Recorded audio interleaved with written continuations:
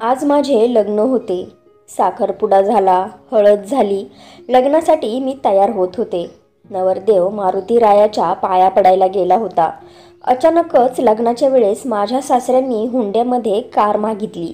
आम्ही ती मागणी पूर्ण करू शकलो नाही. त्यामुळे लग्न मोडून ते लोक निघून गेले. बदनामीच्या भीतीने माझ्या आईवडिलांनी माझे लग्न एका किन्नर सोबत लावून दिले. मी किन्नर लोकांना खूपच घाबरत होते. परंतु जेव्हा मी त्या किन्नरच्या घरी गेले तेव्हा माझा आत्माच धरला. कारण माझे नाव प्रीता आहे. आज माझे लग्न होते. सकाळी 11 वाजता साखरपुडा झाला. दुपारी 1-2 वाजता हळद झाली आणि आता लग्नाची तयारी चालू झाली. नवरदेवाची बाहेर वरात निघाली होती. नवरदेव मारुती रायाच्या पाया पडायला गेला होता आणि मी नवरी बनून खोलीत बसले होते. मी लग्नाचा शालू घातला होता. त्या साडीला फक्त सोनेरी काठ लावून त्या साडीला लग्नाचा शालू नाव दिले होते. कारण अशाच कमी किमतीची लग्नाची साडी माझे आईबाप मला देऊ शकत होते. मी दिसायला खूपच सुंदर होते. त्यामुळे साध्या शालूमध्ये सुद्धा मी खूपच सुंदर दिसत होते. माझ्या मैत्रिणी माझ्याजवळ बसल्या होत्या आणि विजयच्या नावाने मला चिडवत होत्या. माझे बाबा एका कंपनीत साधारण कर्मचारी होते आणि त्यांच्या कमी पगाराने आमचा घर खर्च भागत होता. माझ्या आईवडिलांनी कर्ज उचलून माझ्या लग्नासाठी हुंडा जमा केला होता. एवढेच नाही तर 22 कॅरेटचे सोन्याचे टॉप्स माझ्या सासूसाठी सुद्धा बनवले होते. नवरदेव मारुती रायाच्या पाया पडून आला होता.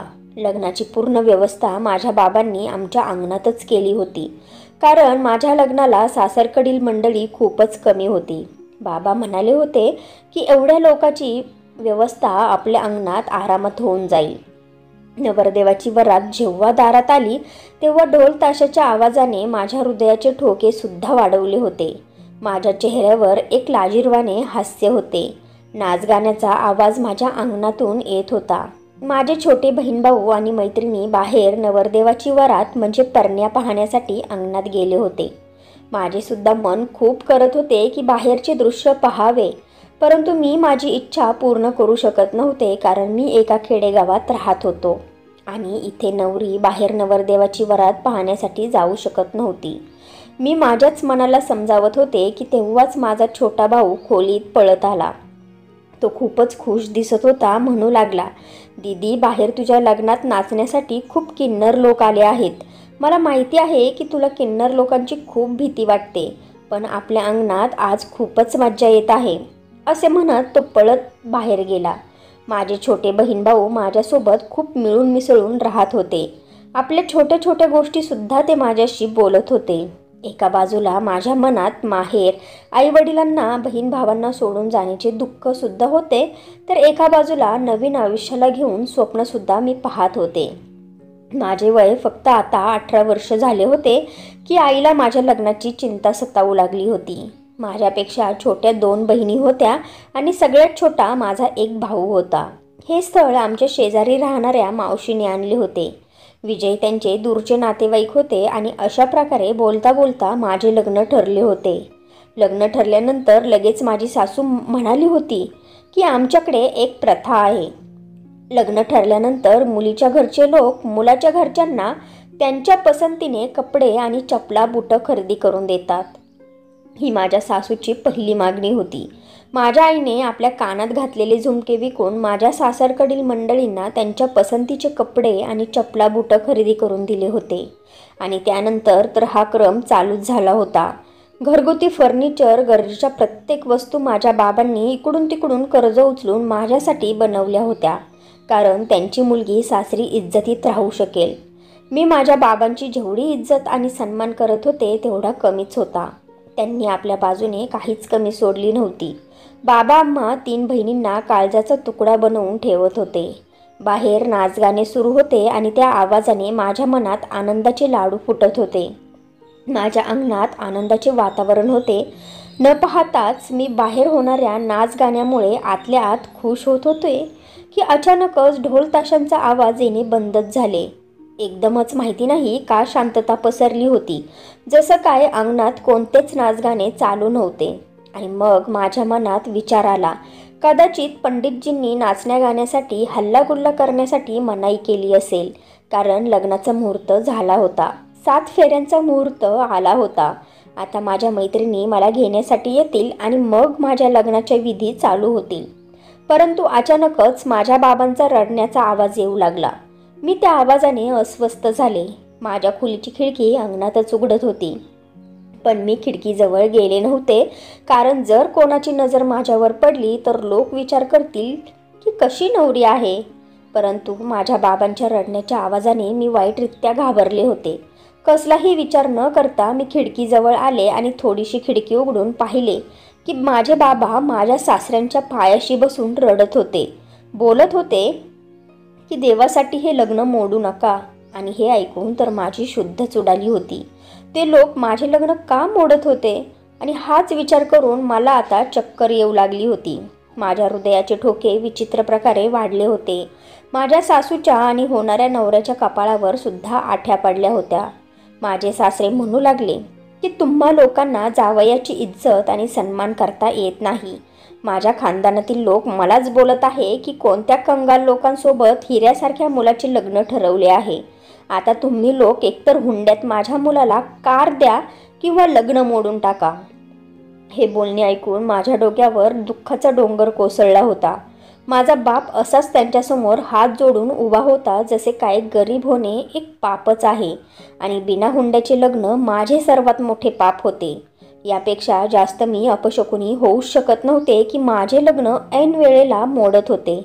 आणि कोणत्या बापासाठी ही गोष्ट मरणापेक्षा कमी होती का की त्यांच्या मुलीचे लग्न ऐन वेळेला मोडत होते? ही काय छोटी गोष्ट नव्हती. आई वडिलांची इज्जत जाणे ही तर वेगळी गोष्ट होती, पण मुलीच्या सुद्धा इज्जतीला जो डाग लागतो ना, तो कायमस्वरूपी राहतो. हे जग तिला नाही तसल्या नजरेने पाहत असते. जिवंतपणे तिला मारले जाते आणि तिच्याकडून जगण्याचा हक्क हिसकावून घेतला जातो. तिचं पुन्हा लग्न होणे हे अशक्यच असते. सगळे लोक हेच म्हणतात की नक्कीच त्या मुलीच्यात काहीतरी कमी असणार, त्यामुळेच असे लग्न ऐन वेळेला मोडले असेल. जी मागणी त्या लोकांनी केली होती, माझा बाप स्वतःला विकून सुद्धा त्यांची मागणी पूर्ण करू शकत नव्हता. आमच्यासारख्या गरीब लोकांच्या मुली याच कारणामुळे आपल्या बापाच्या दारात म्हातारपणात पोहोचतात, कारण आई वडिलांजवळ त्या मुलाच्या मागण्या पूर्ण करण्यासाठी पैसेच नसतात. माझी अवस्था तर अशीच होती की कापले तर रक्तच नाही. माझी आई माझ्या सासूसमोर हात जोडून आपल्या इज्जतीची भीक मागत होती. एका क्षणातच आमच्या घरात आनंदाऐवजी दुःखाचे चित्र उभे राहिले होते. तिथे असणारे सगळे उपस्थित लोक भूत बनून या तमाशाला पाहत होते आणि जो माणूस माझा सासरा होणार होता असे वाटत होते की त्याला हृदयच नाही, इतक्या दगड मनाचा तो माणूस होता. माझा शिकलेला नवरा आपल्या मूर्खपणाचे प्रदर्शन करत माझ्या बापाच्या इज्जतीचे तुकडे तुकडे करत होता. जर हे लोक मला आत्ताच इज्जत देत नसतील तर लग्नानंतर काय देतील? मला त्या माणसाच्या एवढ्या छोट्या आणि घाणेरड्या विचारांवर दुःख होत होते की इज्जतीचा संबंध फक्त पैशांशीच असतो. ज्यांच्याजवळ देण्यासाठी हुंडा नसतो, मग ते लोक आपल्या जावयाची इज्जत करत नाही का? मला आज ही गोष्ट समजली होती की मुलींचा जन्म झाल्यानंतर आमच्यासारख्या गरीब लोकांच्या चेहऱ्यावर चिंता का पसरते, का मुलगी झाल्यानंतर गरिबांच्या घरात दुःखाचे वातावरण पसरते. कारण हेच आहे की मुलींसाठी बाप स्वतःला विकतो. त्या क्षणी माझे हृदय खूप रडत होते. माझ्या बाबांचे अश्रू वाहून त्यांच्या गळ्यातून खाली जात होते. त्यांचे जोडले गेलेले हात वाईटरित्या थरथरत होते. स्वतःच्या आणि आमच्या इज्जतीसाठी माझा बाप गरिबीमध्ये कमी भाकरी तर खात होता, पण कोणासमोर वाकून आपल्या गरजेसाठी भीक मागत नव्हता. परंतु आज माझ्या इज्जतीसाठी भिकारीसारखा त्यांच्याजवळ भीक मागायला मजबूर झाला होता. माझ्या बाबांची ही अवस्था आता मला पाहावत नव्हती. शेवटी मी रडत रडत बाहेर अंगणात आले आणि मला पाहून सगळे सासरकडील लोक एकमेकांचे चेहरे पाहू लागले. मी जाऊन माझ्या बाबांचे जोडलेले हात पकडले आणि म्हणाले, बाबा आता बस झालं, काहीच गरज नाही तुम्हाला त्यांच्यासमोर वाकायची. त्यांना लग्न मोडायचे असेल तर मोडू द्यात. मला स्वतःला अशा घरी जायचेच नाही जे लोक आयुष्यभर हुंड्याच्या नावाखाली माझ्या बापाचे रक्त पीत राहतील. माझे बोलणे ऐकून माझी सासू हात तोंडावर दाबत म्हणाली, बाई बाई, मुलीचे तोंड किती चालते. नवरी तर खूपच निर्लज्ज आहे. किती निर्लज्जासारखी तोंड वर करून आपल्या लग्नासाठी नकार देत आहे. चांगले झाले या लोकांचे खरे चेहरे आपल्या समोर आले.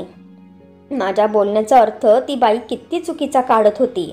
आणि त्यांच्यासोबत आलेल्या बायकासुद्धा माझ्या सासूच्या होमध्ये हो मिळवत होत्या आणि माझ्या बाबतीत आपापले विचार प्रकट करत होत्या.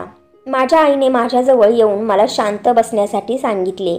ते लोक माघारी जाऊ लागले तेव्हा माझा बाप त्यांचा हात पकडून त्यांना थांबवत होता. त्यांच्यासमोर विनंती करत होता की असे करू नका, माझ्या निरागस मुलीचे आयुष्य बर्बाद करू नका. पुन्हा तिच्यासोबत लग्न कोणीच करणार नाही. देवासाठी माझ्या मुलीवर हा अन्याय करू नका. आणि माझ्या बापाची ही अवस्था पाहून माझ्या हृदयाचे तुकडे तुकडे झाले होते. माझ्यामुळे जे दुःख त्यांना मिळाले होते, मन म्हणत होते की जमिनीचे 2 तुकडे व्हावे आणि मी त्याच्यात सामावून जावे. परिसरातील लोक अजूनही उभे राहून आमच्याकडे पाहत होते. एका बाजूला लग्नाला आलेले काही किन्नर सुद्धा उभे होते, जे कदाचित आपल्या पैशांच्या चक्करमध्ये नाचण्या गाण्यासाठी आले होते. माझे बाबा तिथेच जमिनीवर गुडघे टेकून बसले. मी लगेच त्यांच्याजवळ गेले आणि त्यांना आधार देऊन खुर्चीवर बसवले. परंतु माझ्या बाबांचा चेहरा पांढरा फिकट पडला होता. म्हणू लागले की माझ्या मुलीचे लग्न आता कधीच होणार नाही. कोणीच तिला इज्जतीत लग्न करून त्यांच्या घरी नेणार नाही. माझ्या निरागस मुलीचा काय दोष होता की आम्ही लोक गरीब आहोत, जास्त हुंडा देऊ शकत नाही. मला झालेले दुःख माझ्या बाबांना सहन होत नव्हते, परंतु मी माझ्या बाबांना दिलासा देत होते की बाबा तुम्ही काळजी करू नका. उलट तुम्हाला तर खुश व्हायला हवे की अशा लालची लोकांपासून तुमची मुलगी वाचली. माझ्या बाबांचे हात आणि पाय, पूर्ण शरीर थरथर कापत होते. त्यांच्या डोळ्यातून अश्रू लगातार वाहत होते. माझी आई, बहिणी आणि भाऊ सुद्धा रडत होते. हे दुःख माझ्या बापाला सहनच होत नव्हते की आमच्या दरवाजासमोर आचार्य आला आणि म्हणू लागला की जेवण तयार झाले आहे. वराडी मंडळींना कधी जेवायला घालायचे आहे, कारण आम्ही गरम गरम जेवण. बोलता बोलता असे वातावरण पाहून तो आचारी सुद्धा शांत बसला.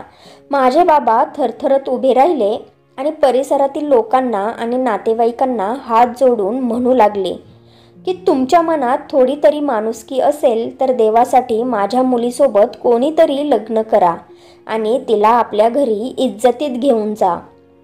तुम्ही लोकांनी स्वतःच्या डोळ्यांनी पाहिले आहे की माझी मुलगी निर्दोष आहे. तिची काहीच चुकी नाही. चुकी फक्त माझीच आहे की मी एक गरीब आहे आणि जास्त हुंडा देऊ शकत नाही. माझे बाबा प्रत्येकाला हात जोडून विनंती करत होते की कोणीतरी असा माणूस पुढे यावा आणि माझ्यासोबत लग्न करावे. परंतु एवढ्या गर्दीत असा कोणताच माणूस नव्हता जो पुढे येऊन माझ्यासोबत लग्न करेल. सगळे शांत होते. सगळे परिसरातील लोक आणि नातेवाईक तोंड फिरवून आपापल्या घरी जाऊ लागले होते की तेव्हाच एक किन्नर माझ्या बाबांसमोर येऊन उभा राहिला आणि म्हणाला की अंकल, तुम्ही तुमच्या मुलीचे लग्न माझ्यासोबत करून द्या. मी तर अजूनही माझे लग्न मोडले म्हणून दुःखात होते. तरच एका किन्नरच्या तोंडून ही गोष्ट ऐकून माझ्यातली राहिली सायलेली हिंमत सुद्धा तुटून गेली. किन्नर सोबत माझे लग्न कसे होऊ शकते हाच विचार करून माझ्या पूर्ण शरीरात करंट निर्माण झाला होता. मला तर लहानपणापासूनच या किन्नर लोकांची खूप भीती वाटत होती. मी माझ्या मनाला समजावले की त्या किन्नरने माझ्या बाबांचे मन राखण्यासाठी असे बोलले असेल. माझे बाबा तर असे कधीच करणार नाहीत. मी हाच विचार करत होते की माझे बाबा त्या किन्नरला खूपच निरखून पाहत होते आणि मग समोरच्या पंडितला म्हणाले, पंडितजी, माझ्या मुलीच्या लग्नाचे मंत्र म्हणायला सुरुवात करा. बाबांचे बोलणे ऐकून तर माझ्या पायाखालची जमीनच सरकली होती. बाबा असे कसे करू शकत होते? हो, मी मान्य करते की त्यांच्यावरती जो दुःखाचा डोंगर कोसळला होता तो खूप मोठा होता, परंतु माझ्यावरती सुद्धा दुःखाचा डोंगर कोसळला होता ना. अजून तर मी तो सहन करू शकत नव्हते की बाबांच्या बोलण्याने माझ्यावर अजून एक दुःखाचा डोंगर कोसळला. मी माझ्या बाबांचे हात पकडून म्हणाले, बाबा तुम्ही हे काय बोलत आहात? तुम्ही हे काय करत आहात? मी असं कसं त्या कोणत्या किन्नर सोबत लग्न करू शकते? मला तर विचार करूनच भीती वाटत आहे की या किन्नर सोबत मी माझे पूर्ण आयुष्य कसे काढेल. मला तर या लोकांची पहिल्यापासूनच भीती वाटते. मला आठवू लागले की जेव्हा माझ्या भावाचा जन्म झाला होता तेव्हा बाबांनी घरी खूप सारे किन्नर बोलवले होते आणि मी एका खोलीत दरवाजा बंद करून भीतीने थरथर कापत होते. बाबा म्हणू लागले, प्रीता, आता आपली इज्जत तुझ्या हातात आहे. तुझ्या 2 छोट्या बहिणी आहेत. जर आज तू लग्न करून तुझ्या घरी गेली नाहीस तर तुझ्या बहिणींच्या लग्नात सुद्धा खूप अडचणी येतील.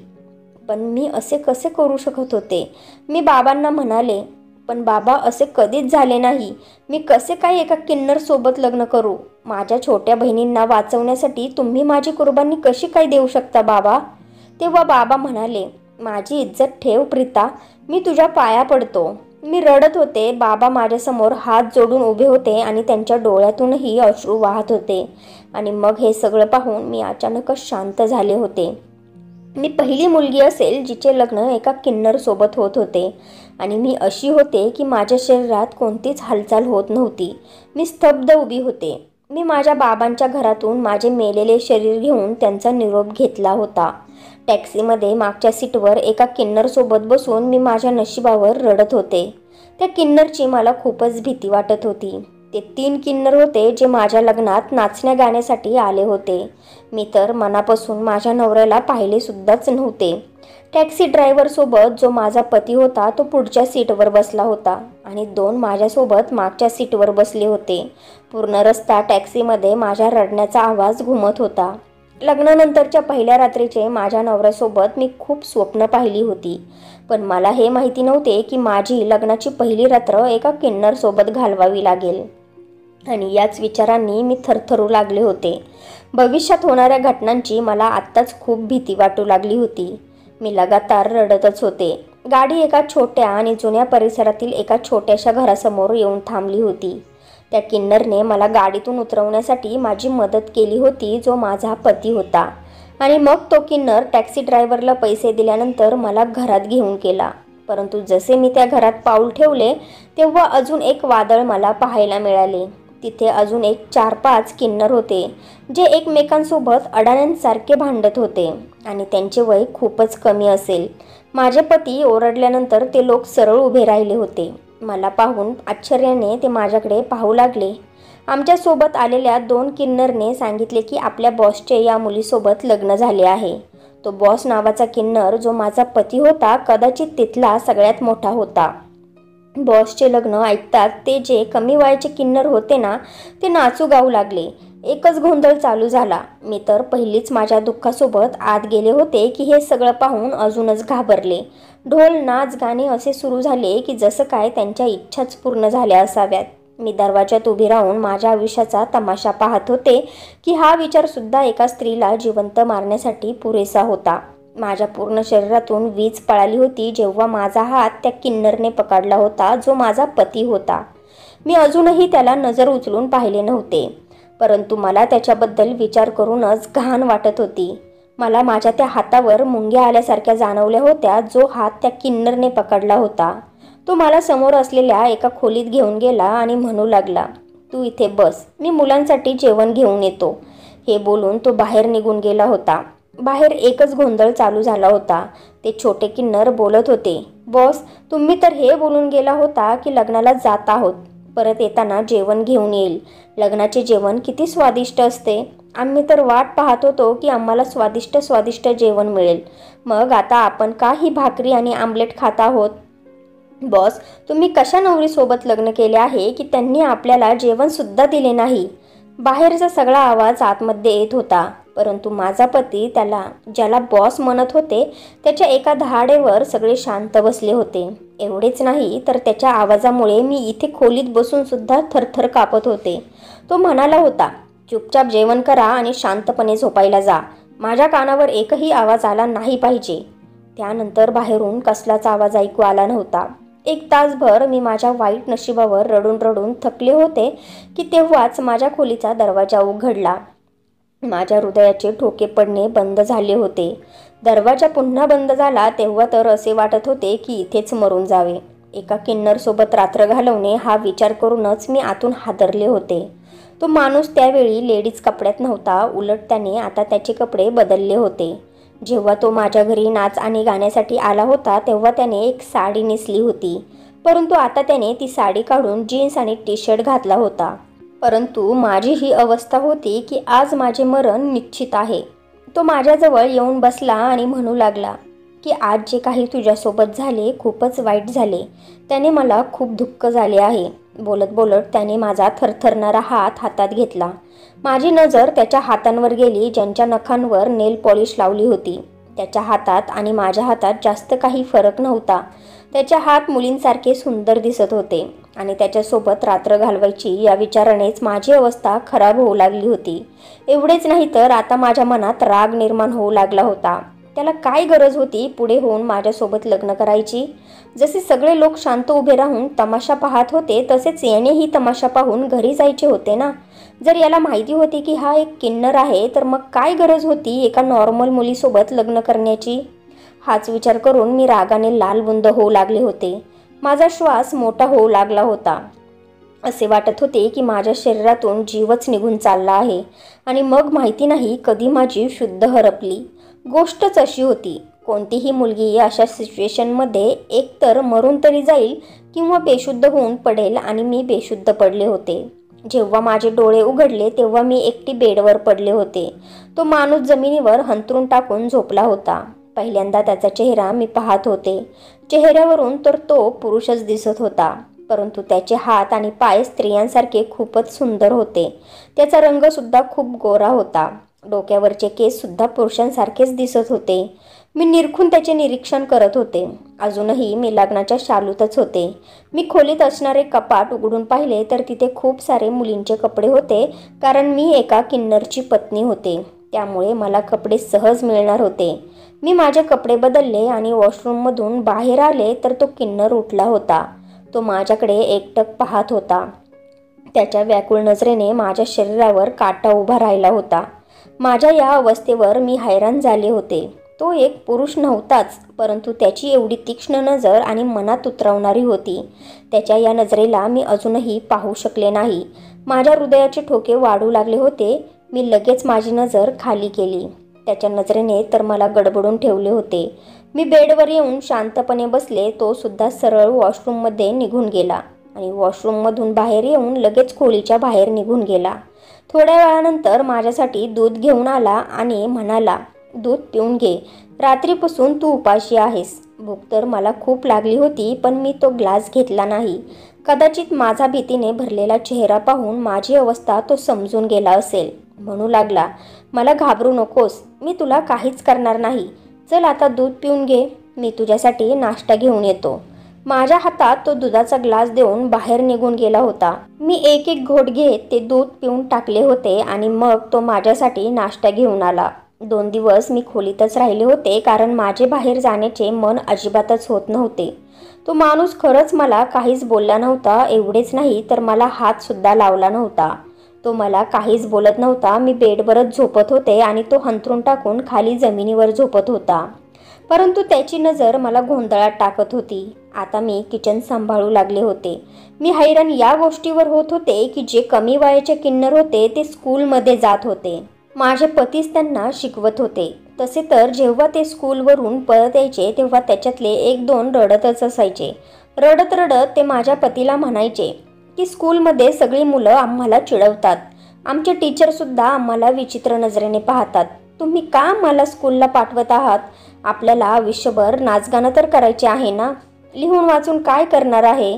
परंतु माझे पती म्हणायचे की मला तुम्हाला चांगले शिक्षण देऊन खूप मोठे करायचे आहे. तुम्ही जर आज त्या लोकांचे बोलणे सहन केले तर उद्या तुम्ही नक्कीच काहीतरी बनवून दाखवसाल. मग तेच लोक तुम्हाला सॅल्यूट करतील. मी माझ्या पतीच्या बोलण्याने हैराण झाले होते. ते 8 किन्नर होते. 3 किन्नर 24 ते 25 वर्षांचे होते आणि 5 किन्नर 10 ते 12 वर्षांचे होते. हळूहळू मला समजले की तो माणूस लहानपणापासूनच त्या मुलांना सांभाळत आहे. या 5ही मुलांच्या आईबापाने त्यांना जन्म देताच फेकून दिले होते. माझ्या पतीनेच यांना आधार दिला होता आणि लहानपणापासूनच त्यांना सांभाळत आला होता. 3 किन्नर जे 24 ते 25 वर्षांचे होते ते नाच गाण्यासाठी बाहेर जात होते. कधी कधी पूर्ण रात्रभर घरी येत नव्हते तर कधी कधी रात्री उशिरा घरी येत होते. आणि जी लहान मुलं होती ते घरीच राहत होते आणि आपल्या आपल्या अभ्यासावर लक्ष देत होते. माझ्या पतीने मला नवीन कपडेसुद्धा आणून दिले होते. तो माझी खूपच काळजी घेत होता. आमच्यामध्ये फक्त नावापुरते नाते होते. मी सुद्धा त्याची सर्व कामं चुपचाप करत होते. परंतु एकदा माझ्यासोबत जे झाले त्यामुळे माझी शुद्धच उडाली होती. रात्री ते मोठे 3 किन्नर नाच गाण्यासाठी गेले होते आणि मुलं आपल्या खोलीत झोपली होती. रात्री अचानकच घराचा दरवाजा जोरजोरात वाजू लागला. जेव्हा मी आतमधून विचारले की कोण आहे, तेव्हा बाहेरून आवाज आला की दरवाजा उघडा, आम्ही पोलीस आहोत. हे ऐकून तर मी खूप घाबरले होते. मी दरवाजा उघडला तर 2 मुलं आतमध्ये आली आणि म्हणू लागले की आम्ही याच परिसरात राहतो. जेव्हापासून आम्हाला कळाले आहे की इथल्या बॉसने एका मुलीसोबत लग्न केले आहे, तेव्हा आम्ही लोक खूप हैराण झालो होतो. भले एका किन्नर मुलाने लग्न का केले असेल? तो एक किन्नर आहे, मग तुला कसा खुश ठेवेल? त्यामुळे आम्ही विचार केला की तो तर या लायकीचाच नाही, मग आम्हीच तुला खुश करतो. तुझ्या इच्छा आम्ही पूर्ण करतो. त्यावेळी ते छोटे किन्नर सुद्धा झोपले होते. मी खूप घाबरले होते. मी म्हणाले, माझ्या घरातून बाहेर व्हा, नाहीतर मी आरडाओरडा करेल. पण त्या दोघांनी मला जबरदस्ती उचलले आणि खोलीत नेले. माझ्या ओरडण्यामुळे ते 5 छोटे किन्नर उठले होते. ते माझा दरवाजा जोरजोरात वाजवायला लागले. ती 2 मुलं माझ्याकडे चुकीच्या हेतूने पुढे यायला लागली होती. तेव्हाच माझा किन्नर पती आला. त्याने माझा ओरडण्याचा आवाज ऐकला आणि तो दरवाजा तोडून आतमध्ये आला आणि त्या 2 मुलांना खूप मारले. म्हणू लागला की ही माझी पत्नी आहे, तिच्याकडे एक नजर जरी उचलून पाहिले तर तुमचे डोळे काढून हातात देईल. मी माझ्या पतीचा एवढा राग पहिल्यांदा पाहिला होता. ती 2 मुलं घाबरून पळून गेली होती. तो खूपच रागात होता. पहिल्यांदा माझ्यावर सुद्धा ओरडून म्हणाला की तू दरवाजा का उघडलास? खबरदार जर मी नसताना दरवाजा उघडला तर. मी आधीपासूनच रडत होते आणि त्याच्या ओरडण्यावर अजूनच रडायला लागले आणि माझ्या खोलीत निघून गेले. रात्री उशिरा जेव्हा तो खोलीत आला तेव्हा मी नाराज होऊन माझी कूस बदलली होती. जे काही माझ्यासोबत झाले होते त्याच्यात माझा काहीच दोष नव्हता, परंतु हे पाहून मी हैराण झाले की तो खाली अंथरुणावर झोपण्याऐवजी माझ्याजवळ येऊन बसला आणि मला म्हणाला की आज मी तुला एक सत्य सांगणार आहे. ते हे आहे की मी किन्नर नाही, एक नॉर्मल मुलगा आहे. मी एका अनाथ आश्रममध्ये मोठा झालो होतो, त्यामुळे शिक्षण घेऊ शकलो नाही. परंतु जन्मापासूनच माझे हात आणि पाय मुलींसारखे होते. चेहरासुद्धा थोडा थोडा मुलींसारखा नाजूक होता. मी खूपच सुंदर दिसायला होतो. गोरा रंग, गुलाबी ओठ, मोठे मोठे तांबूस डोळे. प्रत्येकजण बोलायचा की मी मुलगीच आहे. हळूहळू सगळे लोक मला किन्नर समजू लागले होते. मी जेव्हा मोठा झालो तेव्हा लोकांनी मला मुलगा मानण्यास आणि समजण्यास नकार दिला होता. मला कोणीच कामावर ठेवत नव्हते. म्हणायचे की तू एक किन्नर आहेस आणि जाणून बुजून मुलगा होण्याचे नाटक करत आहेस. मग मला हेच ठीक वाटले की किन्नर बनणेच योग्य आहे. आपल्याला आयुष्य असेच काढायचे आणि अशा मुलांना मदत करायची जे खरंच किन्नर आहेत. त्यांना चांगले शिक्षण देऊन त्यांना चांगले देशाचे नागरिक बनवायचे, नाही की नाचणारा गाणारा किन्नर. मी माझे आयुष्य असेच जगत होतो, पण तुझ्या लग्नात तुझ्या बाबांना असे रडताना पाहून मला खूपच दुःख झाले होते. मला राहावले नाही, त्यामुळे मी तुझ्यासोबत लग्न केले. पण तुला मी त्या रात्री माझे सत्य सांगणार होतो की त्या अगोदरच तू बेशुद्ध झालीस. आणि मग मी विचार केला की तुला थोडा वेळ दिला पाहिजे. मी त्याचे हे बोलणे ऐकून आश्चर्यचकित झाले होते. तो तर खूप मोठ्या मनाचा माणूस होता. त्याने बोलता बोलता माझा हात हातात घेतला होता. मला विश्वास बसत नव्हता की जे काही तो बोलत होता ते खरं होते. नंतर त्याने मला एक प्रेमळ मिठी मारली आणि मी नकारसुद्धा देऊ शकले नाही. तो पूर्ण रात्रभर मला प्रेमाच्या पावसात भिजवत राहिला. सकाळी जवळजवळ 9 वाजता माझे डोळे उघडले तेव्हा मी गडबडून उठले. एवढ्या उशिरापर्यंत मी कशी काय झोपले? कदाचित रात्रभर जागल्यामुळे असे झाले असेल. मी माझ्या झोपलेल्या पतीकडे नजर टाकली. ते झोपताना किती सुंदर आणि निरागस दिसत होते. या जगात जर वाईट माणसं आहेत तर चांगलीसुद्धा माणसं आहेत. तो किती महान माणूस होता. मला माझ्या पतीवर प्रेम आले आणि मी त्यांच्या कपाळावर प्रेमाची मोहर उमटवली. माझ्या ओठांचा स्पर्श जाणवताच ते उठले आणि मला प्रेमाने पाहू लागले.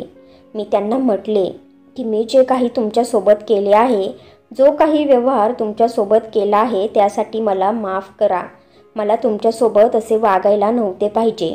त्यांनी माझे दोन्ही हात हातात घेतले आणि माझ्या हातांना चुंबन घेत म्हणाले, प्रीता, मला तुझ्याकडून कसलीच तक्रार नाही आहे. कोणत्याही नॉर्मल मुलीचे लग्न जर किन्नर सोबत झाले असते तर तिची रिॲक्शन हीच असली असती. त्यामुळे तुझ्यावर माझा कसलाच राग नाही आहे. मी सुखाने त्यांच्या छातीवर माझे डोके ठेवले. आता माझे पुढील आयुष्य खूप सुंदर आणि आनंदाने जाणार होते.